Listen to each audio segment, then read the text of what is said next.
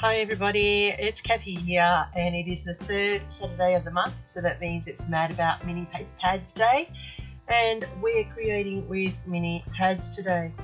I have chosen to use the new Stampin' Up! Plaids paper. I just received it, and I'm going to use that to create my layout today.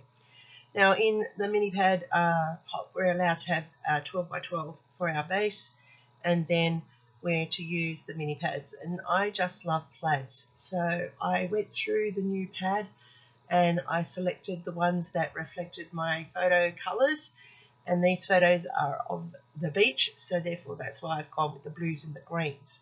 Now I have this green frame left over in my scraps, so I'm tying the green in, because when you look at my photo shortly you'll see the brilliance of the green from the ocean and the moss and algae that's growing on the rocks around the rock pools that I was on this day. Now these photos were actually my only beach day this year.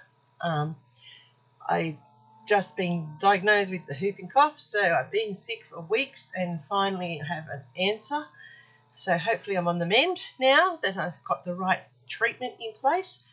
But yeah, a bit disappointed because I love the beach and I would have loved to have spent more of my summer there, but that's not to be this year, unfortunately.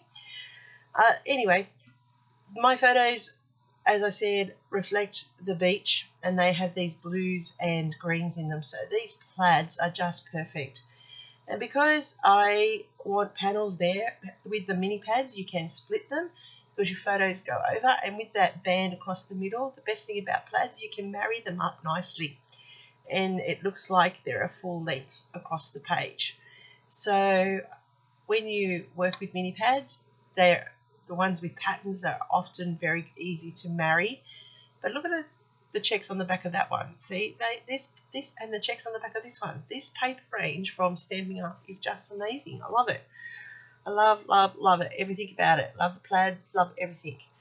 So I'm just building two panels. Now these are for my photos, and I'm just putting them into place here because I'm now going to drag the photos in after I create a tag which I want to tuck in behind. So it's about using up our mini pads, because I don't know about you, but I have loads of them. I went through a period where I was jamming ATCs, so I bought stacks and stacks of mini pads, and I was making tags and swapping tags. So now I'm incorporating them into my scrapbooking layouts, which I should be able to get lots of patterns happening. So this is where I'm just building up using those little 6x6s, and just by cleverly cutting them and arranging them behind your photos, it looks like they're full strips, and nobody would ever know unless they decomposed the page, which I doubt that would happen. Now, as I said, on the back of this one here, it's got dots. I'm using the B side of this one, and I'm going to cut out a tag. I was going to use a decorative tag, but I've just gone with a standard luggage tag cut. Now I have some chippies here, which I got from Scrapbook Fantasies. I just love chipboard.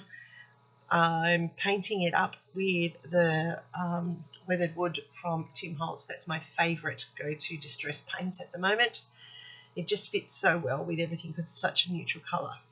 And then I'm going to just add some spritz to it, and this one is the vintage photo, and I like the way it looks on the weathered wood. So I'm going to carry that onto the layout as well, just by adding a few more there, because it has like a bit of a coppery tone to it, and I like the effect that it has. So those distress spritzers are lovely to use, and I need to use them a bit more, I think. I just keep forgetting that they're sitting there in my stash, so I need to just start using them up. Alright, so I'm inking the edge of that tag because I just want it to pop up off the background. I've used the scorched timber to ink that, just to give it a bit of a smoky effect and lift it up behind my photo, which you'll see very soon. Now these photos were taken, as I said, our one and only beach day this summer, where we went exploring the beaches of Wollongong. and this was taken down at Coalcliff on the rocks at the rock pools. And look how magnificent the colours were that day, just fabulous colours. And I just love the blues and the greens and the brightness of that algae and moss on the rocks, just brilliant. And that's why I had that green frame around the outside of my layout. You can actually, I don't know if you can tell, but in those photos, I am looking at those photos now and I can actually see that that was the start of my sickness. I actually started getting sick Christmas Day, but I can see that I'm not 100% well there in those photos, and so that will be a reminder of the year that I got terribly sick. So I've just put down my chipboard title, and I've put in the navigation cross, and I've gone through my ephemera. And when I look at my ephemera, I look at the colours. As I said, I shop by colour.